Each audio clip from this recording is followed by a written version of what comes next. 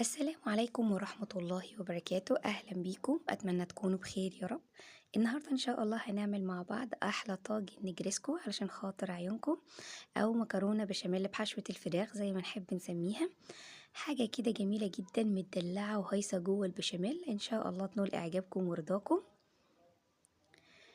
اول حاجه بقى انا هعملها هجهز حشوه الفراخ. انا حطيت في الطاسه حوالي 4 معالق من الزيت، هنزل فيهم ببصلتين متقطعين جوليان. انا هشوح البصل بتاعي لحد لما يدبل، مش عايزاه ياخد لون خالص. بالنسبه بقى للمقادير اللي انا جايباها النهارده دي، لعدد 2 من صدور الفراخ المسلوقين. بالنسبه للخضار بتاعتكم هتجيبوها على حسب كميه الفراخ.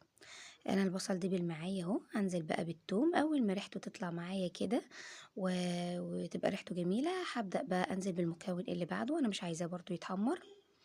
زي ما قلت لكم الخضار بتاعتكم كميتها هتكون على حسب كميه الفراخ اللي انتوا جايبينها.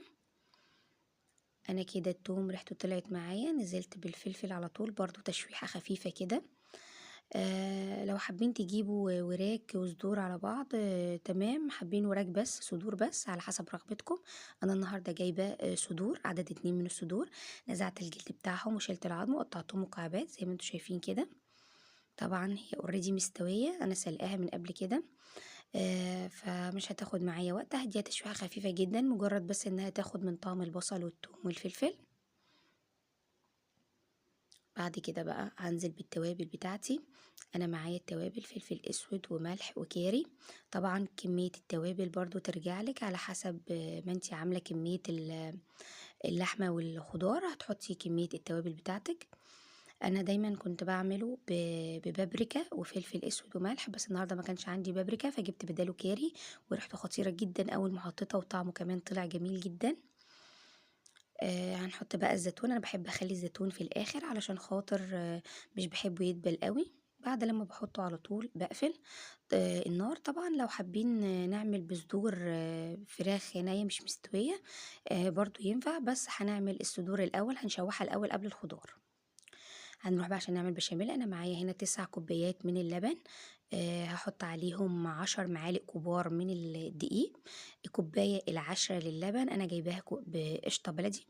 التوابل بقى فلفل اسود، مكعبين من المرق والملح. طبعا الملح على حسب رغبتك برضو. انا هعمل البشاميل بتاعي على البارد خالص، انا لسه ما ولعتش النار. حطيت كمان 4 معالق من السمنه.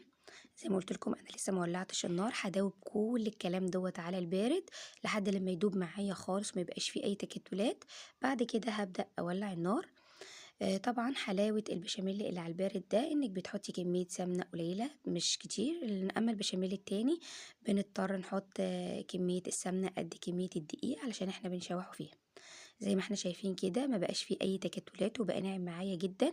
انا ولعت عليه النار بقى وهفضل اقلب بيه باستمرار لحد ما يبدأ يتقل معايا. دلوقتي هو تقل شوية كده، هبدأ انزل بقى بكوباية القشطة البلدي. زي ما قلت لكم انا جايبة 9 كوبايات من اللبن والكوباية العشرة قشطة. حطيت عليهم 10 معالق كبار من الدقيق. ما تستكتروش كمية اللبن، انا بحب اعمل بشاميل كتير عشان المكرونة تبقى ايه متدلعة جوه البشاميل كده.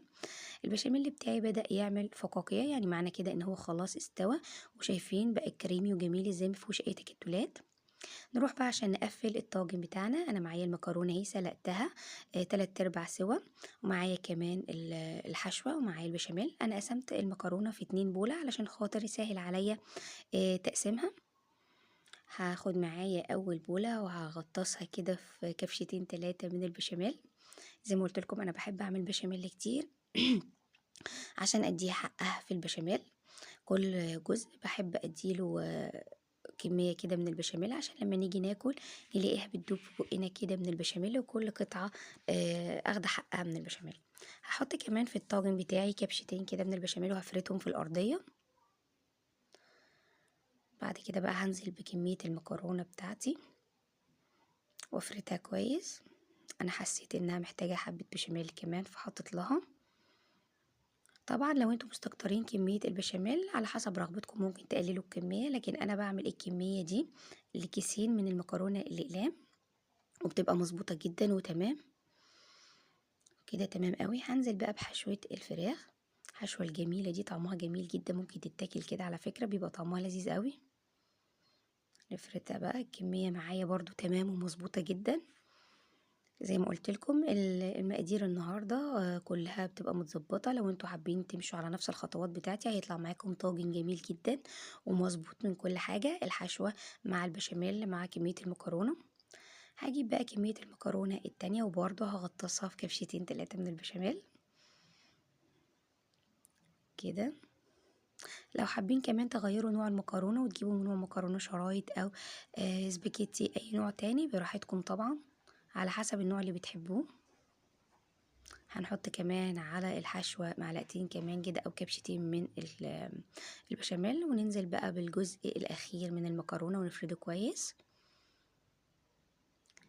خلاص كده فردناه، هننزل بقى بالبشاميل بتاعي الجميل ده الكريمي ونغطسها بقى كلها، نحط الكمية كلها بقى على الوش علشان خاطر تبقى بعد لما تخرج من الفرن تبقى سايحة كده وجميلة من البشاميل اللي فيها.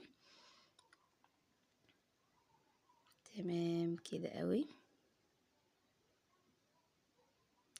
هنكون مولعين الفرن بتاعنا بقى وهنحطها في الرف الوسطاني لحد لما تاخد لون وبعد كده هنطلعها.